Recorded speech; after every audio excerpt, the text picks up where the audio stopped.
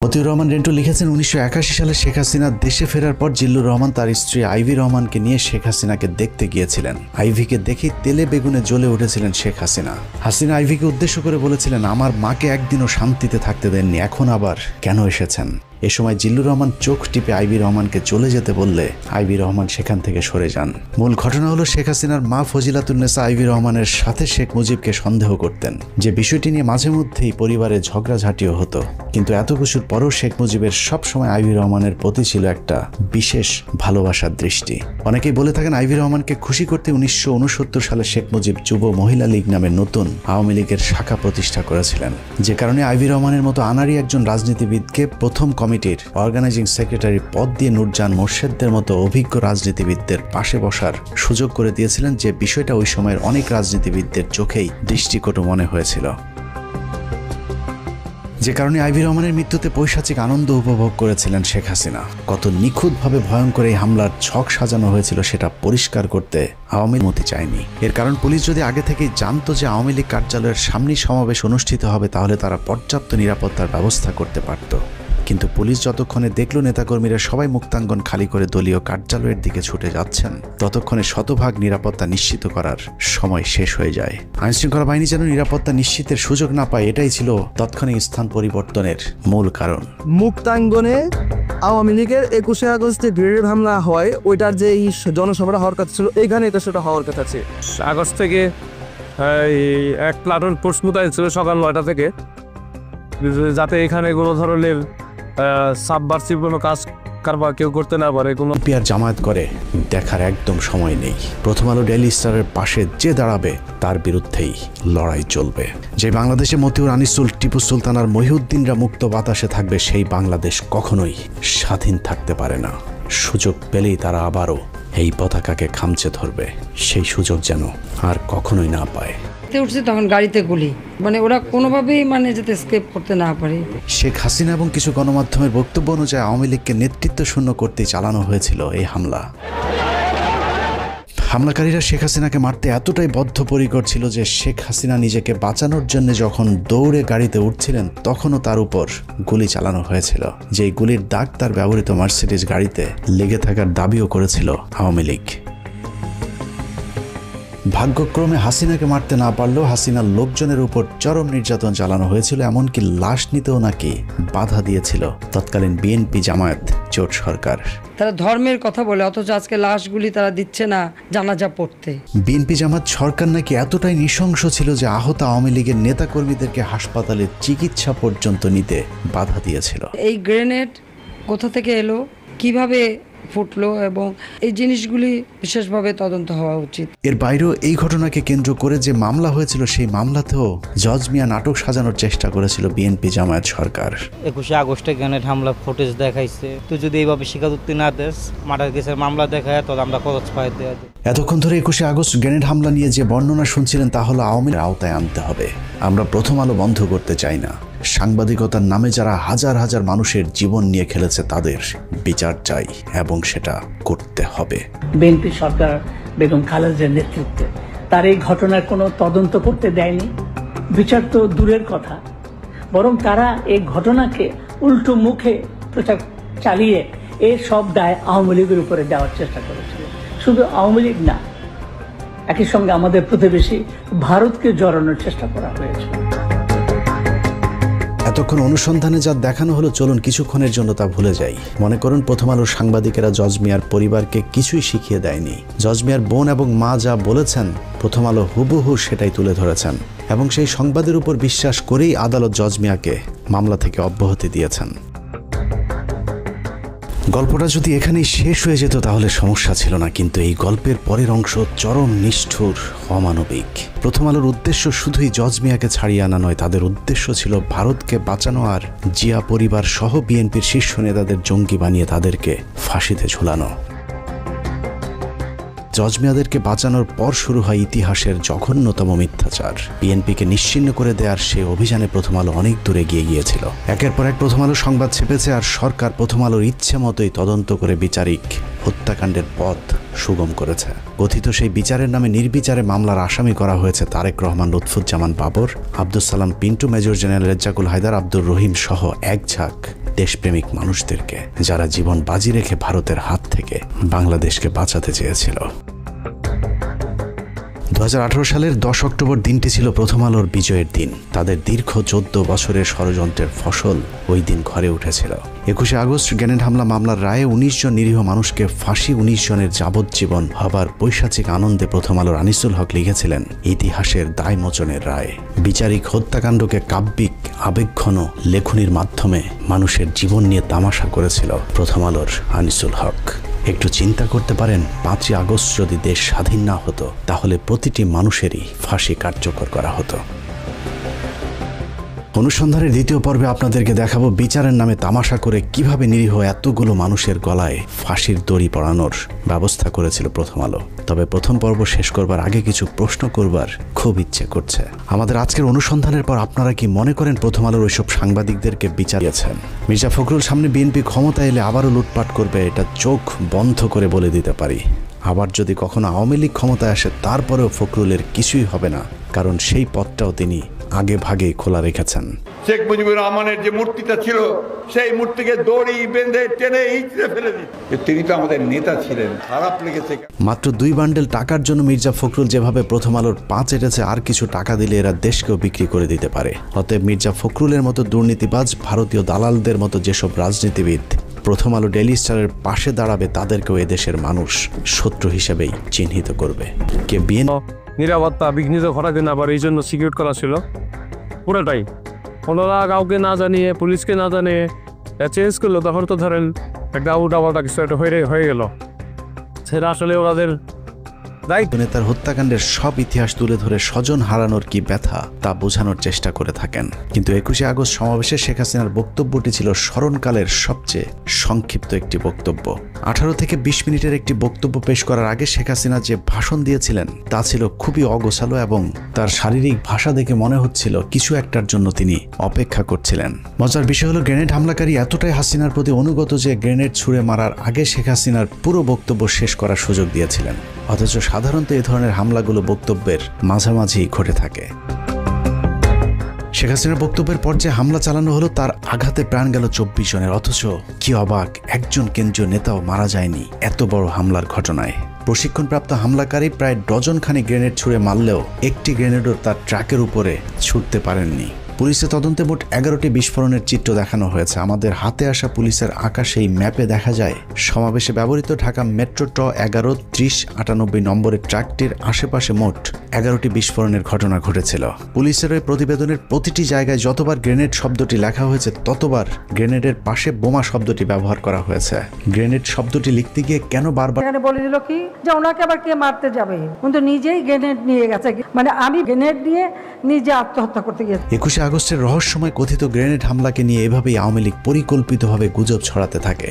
সরকারকে তদন্তে সহযোগিতার পরিবর্তে শেখ হাসিনা এবং তার ষড়যন্ত্রের অংশীদার কয়েকজন সাংবাদিক শুরু করে অবিশ্বাস্য মিথ্যাচার। যারা করেছে তারা দেশের শত্রু, জাতির শত্রু, জনগণের শত্রু। সেই শত্রু যদি যেই হোক তাকে আমরা স্পেয়ার করব না। এটা জাতির দুর্ঘটনা। যারা ওগুলো বিষয়বস্তুকে নিয়ে আসছে বর্তমান সংকটকে অন্যদিকে প্রবাহিত করার জন্য। আমরা আশা করব সেন্টিমেন্টের বশবর্তী হয়ে কথা না বললে প্রকৃত যারা অপরাধী তাদেরকে ধরার ব্যাপারে তারা যেন সহযোগিতা করে। ঘটনার প্রকৃত আসামি ধরা পড়ুক এবং তারা আমাদেরকে সহযোগিতা করে। ওনার প্রাথমিক রিপোর্ট পাওয়ার পরে যদি প্রয়োজন হয় সাহায্য নিতে হবে।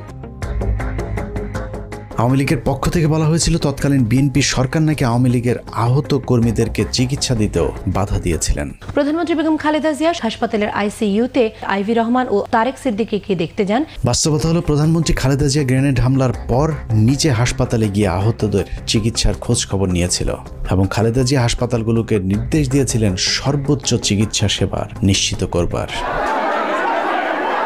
সরকারের বিরুদ্ধে অভিযোগ করা হয়েছিল নিহতদের লাশ নাকি পরিবারকে নিতে দেয়া হচ্ছিল না। তারা আবার ইসলামের কথা বলে, অথচ আজকে লাশগুলি তারা দিচ্ছে না জানাজা পড়তে। বাস্তবতা হলো মরদেহের ময়নাতদন্ত শেষে সরকারি ব্যবস্থাপনাতে লাশ প্রতিটি পরিবারের কাছে পৌঁছে দেওয়ার ব্যবস্থা করেছিল তৎকালীন বিএনপি জামায়াত জোট সরকার।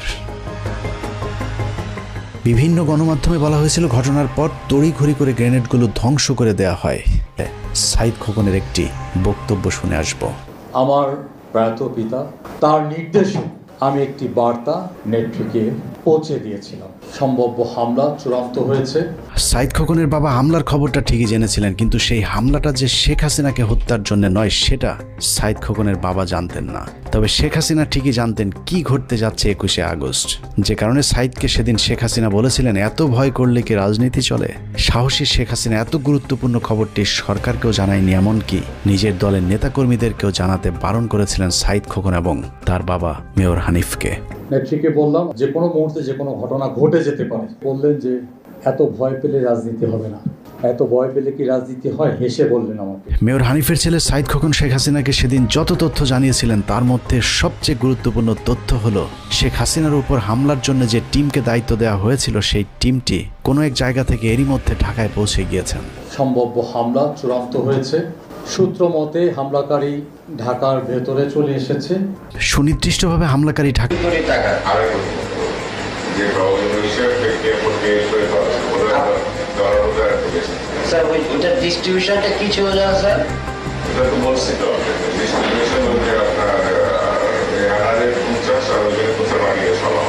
পরের বছর 1989 সালে শেখ হাসিনার ধানমন্ডির বাসায় গুলি ও গ্রেনেড হামলার দাবি করা হয়। হামলার জন্য ফ্রিডম পার্টিকে দায়ী করা হলো, সেই হামলার কথা ফ্রিডম পার্টি অস্বীকার করেছেন।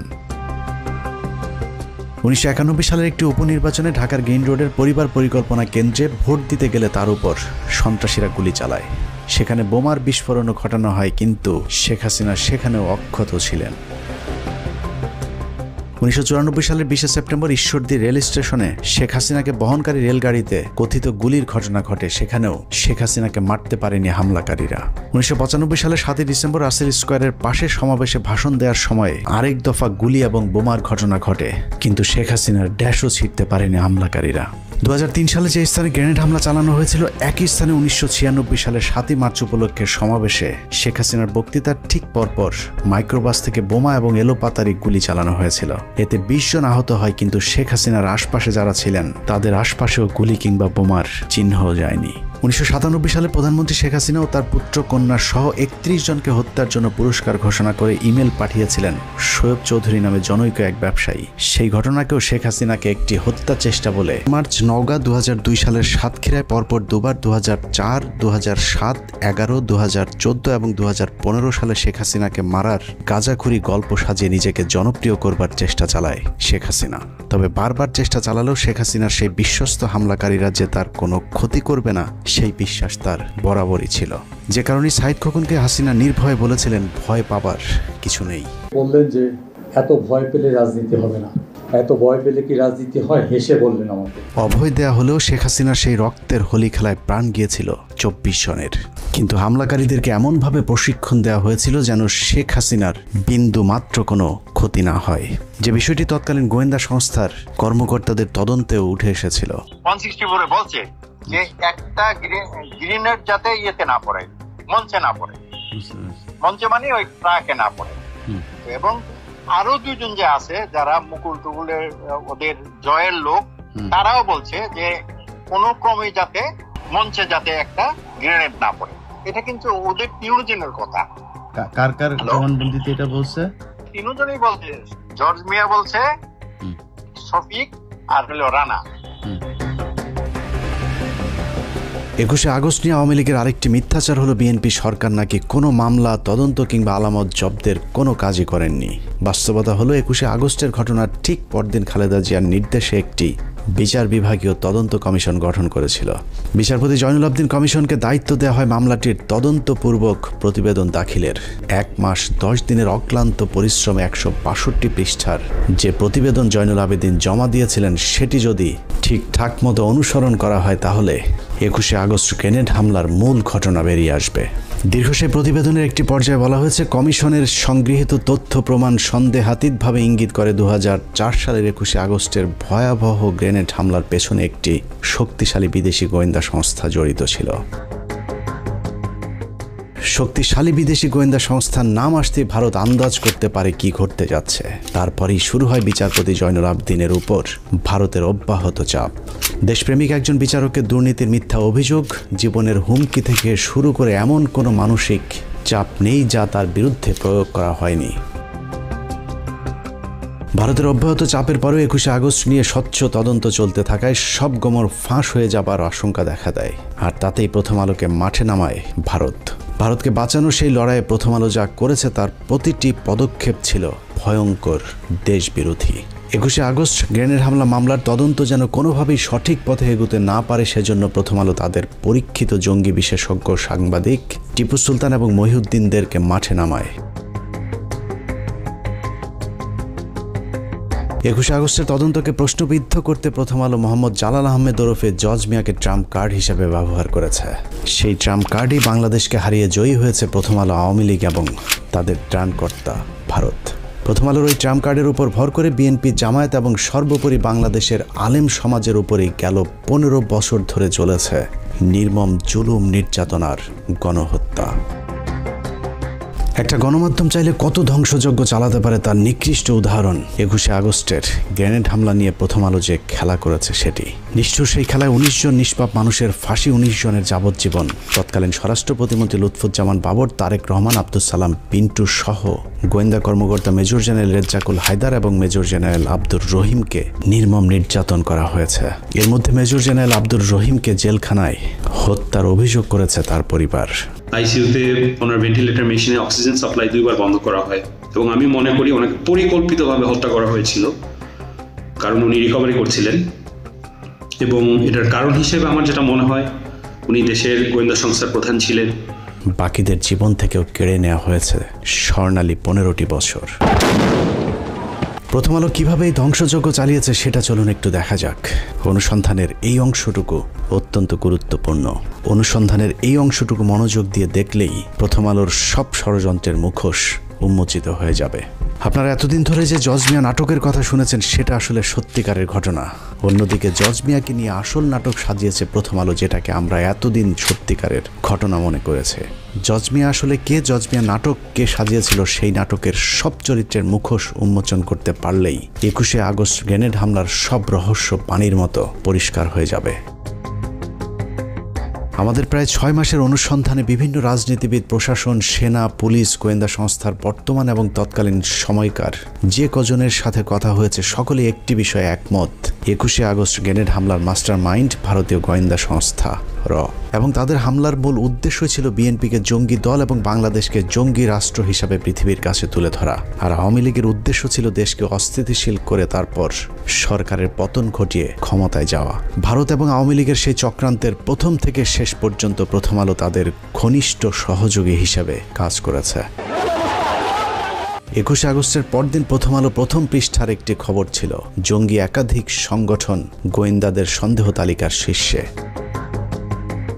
অথচ শুরুর দিকে কোনো ইসলামী দল কিংবা মাদ্রাসার আলেমদেরকে আটক তো দূরের কথা, কোনো গোয়েন্দা সংস্থাও এ ঘটনার সঙ্গে জঙ্গিদেরকে সন্দেহই করেনি। তবে চিহ্নিত 3 জন অপরাধীকে গ্রেফতার করেছিল আইন শৃঙ্খলা বাহিনী, যাদের বিরুদ্ধে 21শে আগস্ট গ্রেনেড হামলার জড়িত থাকার সুনির্দিষ্ট প্রমাণ পেয়েছিল তারা। আর তাতেই ভিত নড়ে ওঠে আওয়ামী লীগ এবং ভারতের। ভারত বুঝে গিয়েছিল এই তদন্ত যদি সঠিক পথে চলতে থাকে তাহলে সব পরিকল্পনা ভেস্তে যাবে, যে কারণে সর্বশক্তি নিয়ে মাঠে নামানো হয় প্রথম আলোকে। শুরু হয় বিগ বাজেটের এক ভয়ঙ্কর নাটক তৈরির কাজ। দায় এড়াতে সাজানো হয়েছিল জজ মিয়া নাটক। জজ মিয়া কাহিনী তৈরি করে বিএনপি ক্ষতিগ্রস্ত হয়েছে। জজ মিয়া নাটক সাজিয়েছে জেলা গোয়েন্দা পুলিশ। বানোয়াট রাজসাক্ষী জজ মিয়া নাটক হতবাক করে দেশবাসীকেও। এতদিন ধরে আপনারা যে জজ মিয়ার নাটক দেখেছেন সেই নাটকের আজ দেখবেন শেষ পর্ব। 2019 সালের 3রা নভেম্বর প্রথম আলোতে প্রকাশ হওয়া যেভাবে ফাঁস হলো জজ মিয়া গল্প শিরোনামের সংবাদের সূত্র ধরে হাঁটলে আমরা প্রথম আলোর নাটকের মূল পরিচালক, প্রযোজক এবং কুশলীদের আসল রূপ দেখতে পাবো। পত্রিকাটি সেই সংবাদে লিখেছে, বিএনপি জামায়াত জোট সরকারের আমলে 2004 সালের 21শে আগস্ট তৎকালীন বিরোধী দলীয় নেতা ও বর্তমান প্রধানমন্ত্রী শেখ হাসিনাকে হত্যার লক্ষ্যে তার সমাবেশে গ্রেনেড হামলা করা হয়। ভয়াবহ এই ঘটনায় তদন্ত ভিন্ন খাতে নেয়ার প্রক্রিয়া শুরু করা হয় প্রথম থেকেই। প্রথমেই গ্রেফতার করা হয় শৈবাল সাহা পার্থ নামের এক তরুণকে।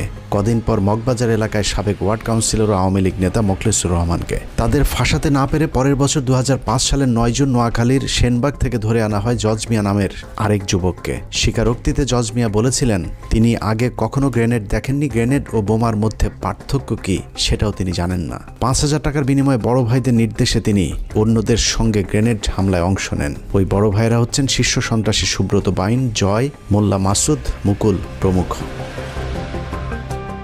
এতক্ষণ পত্রিকার যে লাইনগুলো পড়লাম সেটা প্রথম আলোর বিশ্বাস হয়নি। কেন বিশ্বাস হয়নি সেটা পরে যাচ্ছে, কিন্তু প্রথম আলোর বিশ্বাস না হওয়াতে পত্রিকাটি কি করেছিল সেটা একটু দেখে আসি চলুন। ওই সংবাদের পরের অংশে প্রথম আলো লিখেছে, এই জবানবন্দি বিশ্বাসযোগ্যতা নিয়ে প্রশ্ন তুলে 29শে জুন প্রথম আলোয় দুটি সংবাদ ছাপা হয়। একটির শিরোনাম ছিল এই গল্পের গাঁথুনি দুর্বল, স্বীকারোক্তিতে স্বাদ অসঙ্গতি। অপরটি শিরোনাম সেই জজ মিয়া তারকা সন্ত্রাসী। সঙ্গে ছাপানো হয়েছিল শিশির ভট্টাচার্যের সেই বিখ্যাত কার্টুন আষাঢ় মাস জমেছে আষাঢ়ে গল্পের আসর। তবে সিআইডি সাজানো ছকেই তদন্ত এগিয়ে নিয়ে যেতে থাকে। 2006 সালের আগস্টে এই নাটকের পেছনের ঘটনা ফাঁস করে দেয় জজ মিয়ার ছোট বোন খুরশেদা বেগম। তিনি প্রথম আলোকে বলেন, জজ মিয়াকে গ্রেপ্তারের পর থেকে সিআইডি তার পরিবারকে মাসে মাসে ভরণ পোষণে টাকা দিয়ে এসেছে।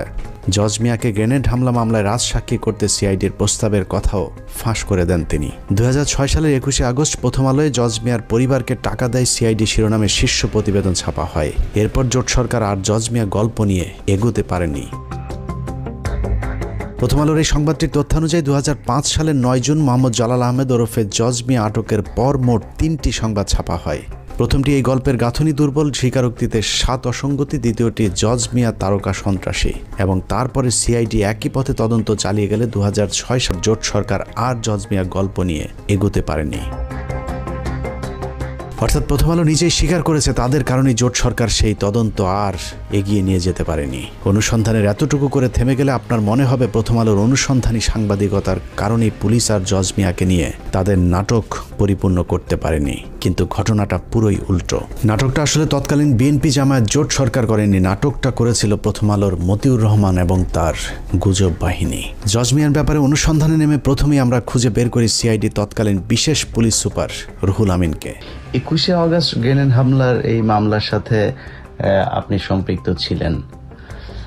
আমার একটা জিজ্ঞাসা ছিল যে এই মামলাতে এই যে জজ মিয়া যে নাটকটা বলা হয়েছিল ওই সময়ে, যে জজ মিয়া নাটক, এই জজ মিয়া নাটকটা আসলে আপনারা কেন সাজালেন? এটা কেন করতে হলো? এটা শুরু করলো প্রথম আলো, কি জানি নাম সুন্দর মতো কি সাংবাদিক, বুঝছেন, টিপু সুলতান, টাকা দেয়, এটা করে সেটা করে, টাকা দেয়, মান্থলি দেয়, এটা দিয়ে শুরু করলো। প্রথম আলো যেরকম মিথ্যা শিরোনাম দিয়ে সংবাদ ছাপায়, এরকম পুলিশের বিরুদ্ধে নিরীহ মানুষকে ফাঁসানোর অভিযোগও কম নয়। সে কারণেই আমরা রুহুল আমিনের কথা বিশ্বাস না করে নিজেদের মতো করে অনুসন্ধান শুরু করি। তবে আমাদের সন্দেহের তীরটা শুরু থেকেই ছিল প্রথম আলোর দিকে। প্রথম আলোর বিগ বাজেটের নাটকের প্রথম স্ক্রিপ্ট লেখা হয় 2005 সালে জজ মিয়া আটকের 20 দিন পর 29শে জুন। প্রথম আলোর সেই জজ মিয়া তারকা সন্ত্রাসী শিরোনামের সংবাদে কারো কোনো উদ্ধৃতি না দিয়ে পত্রিকাটি মন গড়াভাবে লিখেছে, গ্রেনেড কি জিনিস জীবনেও দেখেননি জজ মিয়া। ম্যাজিস্ট্রেটের কাছে স্বীকারোক্তিমূলক জবানবন্দি দিতে গিয়ে নিজেই বলেছেন, বোমা ও গ্রেনেডের মধ্যে পার্থক্য কি তিনি জানেন না। থানা পুলিশ বলেছে জজ মিয়া নিরপরাধ মানুষ, তার নামে থানায় কোনো মামলা নেই। প্রথম আলো ঘোষিত জীবনে কোনোদিন গ্রেনেড না দেখা নিরীহ নিষ্পাপ মামলা মোকদ্দমা মুক্ত জজ মিয়া সম্পর্কে আমাদের অনুসন্ধানে অন্তত 5টি মামলার সন্ধান পেয়েছি আমরা। সূত্রাপুর থানায় ছিনতাইয়ের ঘটনায় অস্ত্র বিস্ফোরক দ্রব্য আইনের মামলায় 7 বছর সশ্রম সাজা হয়েছিল জজ মিয়ার। বিশেষ ট্রাইব্যুনালের মামলা নম্বর 736991। তেজগাঁ থানার 22 নম্বর মামলাটি জজ মিয়ার বিরুদ্ধে 2001 সালের 2রা সেপ্টেম্বর দায়ের করা হয়েছিল। সেই মামলায় 385, 324, 326 এবং 307 ধারার মতো ভয়ঙ্কর সব অভিযোগ আনা হয়েছিল প্রথম আলোর নিরীহ নিষ্পাপ জজ মিয়ার বিরুদ্ধে। 2 মাস পর 2001 সালের নভেম্বরের 30 তারিখে মগবাজার টাঙ্গাইল হোটেলে বাবুল হত্যা মামলার আসামি হন জজ মিয়া। রমনা থানার 1 নম্বর মামলাটি 302, 34 ধারায় দায়ের করা হয়েছিল। 21শে আগস্ট গ্রেনেড হামলার কয়েক মাস আগে রাজধানীতে তার বিরুদ্ধে আরেকটি হত্যা মামলা হয়। গুলশান থানার রহমত হত্যা মামলার অন্যতম আসামি জজ মিয়া। প্রথম আলো সাংবাদিকেরা এসব মামলাগুলোর সজ্ঞানে আড়াল করার পাশাপাশি জজ মিয়ার 164 ধারায় জবানবন্দিটাও গোপন করার চেষ্টা করেছেন। জজ মিয়া তার জবানবন্দিতে আরেকটি মামলার কথা স্বীকার করেছেন। সেখানে তিনি বলেছেন, তিনি টিকাটুলি অফিসার হলের পেছনে মেসে থাকতেন। সেখানে থাকাকালীন পুলিশ তাকে মেসের চৌকির নিচ থেকে বোমা ও অস্ত্র সহ গ্রেফতার করেছিলেন। সেই মামলায় তার 7 বছর জেল হয়েছিল। 2 বছর পর তার বাবা মা তাকে জেল থেকে জামিনে মুক্ত করান। প্রথম আলোর এত বিগ বাজেটের নাটকের শুটিংয়ের আগে জজ মিয়ার চার্জশিটটাও পড়ে দেখার সময় পায়নি প্রথম আলোর জঙ্গি বিশেষজ্ঞ সাংবাদিকেরা। লম্বা সময় আর প্রথম আলোর মতো বিগ বাজেট নিয়ে অনুসন্ধান করলে জজ মিয়ার বিরুদ্ধে আরও মামলার খোঁজ পাওয়া সম্ভব। কারণ জজ মিয়ার আসল নাম মোহাম্মদ জালাল আহমেদ হলেও এক এক জায়গায় তিনি এক এক নাম ব্যবহার করতেন। অতএব তার ভিন্ন ভিন্ন নামে আরও অনেক মামলা থাকার সম্ভাবনা রয়েছে। সবশেষ তিনি যে বিয়ে করেছেন সেখানেও নিজের নাম পরিবর্তনের কথা স্বীকার করেছেন ওই সাংবাদিকের কাছে। জজ মিয়া নামটাও তার আসল নাম নয়, আসল নাম মোহাম্মদ জালাল আহমেদ। তেজগাঁ এলাকায় খোঁজ নিয়ে জানা যায় 1996 থেকে 2001 সালে আওয়ামী লীগ শাসন আমলে ঢাকা শহরে যে কজন উঠতি সন্ত্রাসী পরিচিতি পেয়েছিল তার মধ্যে মোহাম্মদ জালাল আহমেদ ওরফে জজ মিয়া অন্যতম। নাখালপাড়া নুরানি মসজিদের আশপাশের মহল্লায় জজ মিয়া যে রায় দিত তার সে রায় নাকি কার্যকর হয়ে যেত, যে কারণে মোহাম্মদ জালাল আহমেদ বাংলা সিনেমার মতো নিজের নাম পাল্টে জজ মিয়া রাখেন। তারপর থেকে হয়ে ওঠেন ভয়ঙ্কর এক সন্ত্রাসী। এত ভয়ঙ্কর একজন সন্ত্রাসীকে প্রথম আলো কিভাবে নিরীহ নিষ্পাপ বানালো এবার চলুন সেটা দেখা যাক। জজ মিয়ার মূল পেশা ছিল হত্যা, ছিনতাই, দখল, চাঁদাবাজি। ভাড়াটে খুনি হিসেবে ওই সময়ের শীর্ষ সন্ত্রাসীদের কাছে মোহাম্মদ জালাল আহমেদ ওরফে জজ মিয়ার বিশেষ কদর ছিল। যদিও প্রথম আলোর শিখিয়ে দেওয়া সাক্ষাৎকারে জজ মিয়া নিজেকে সিডি ব্যবসায়ী হিসেবে পরিচয় দিয়েছিলেন। আমি সিডি ক্যাসেটের ব্যবসা করি, ছবি পোস্টারের ব্যবসা করি, দোকান আমার বঙ্গবন্ধু এভিনিউ অপোজিট।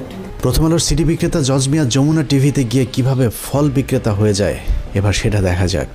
2018 সালের 10 অক্টোবর যমুনা টিভির এক সাংবাদিককে দেয়া সাক্ষাৎকারে প্রথম আলোর সিডি বিক্রেতা জজ মিয়া নিজেকে ফল বিক্রেতা হিসেবে পরিচয় দেন। জজ মিয়ার আদালতে দেওয়া জবানবন্দিতে আবার নিজেকে গাড়ির চালক হিসেবে পরিচয় দিয়েছেন। গাড়ি চালক জজ মিয়া ওরফে প্রথম আলোর সিডি বিক্রেতা যমুনা টিভিতে গিয়ে যেভাবে পেশা পাল্টে ফল বিক্রেতা হয়েছেন, একইভাবে প্রথম আলোতে গিয়ে সিআইডি জজ মিয়ার পরিবারকে টাকা দেওয়ার দাবি করলেও যমুনা টিভিতে গিয়ে তিনি বলেছেন আওয়ামী লীগের নেতারাই তাকে আর্থিক সহায়তা দিত।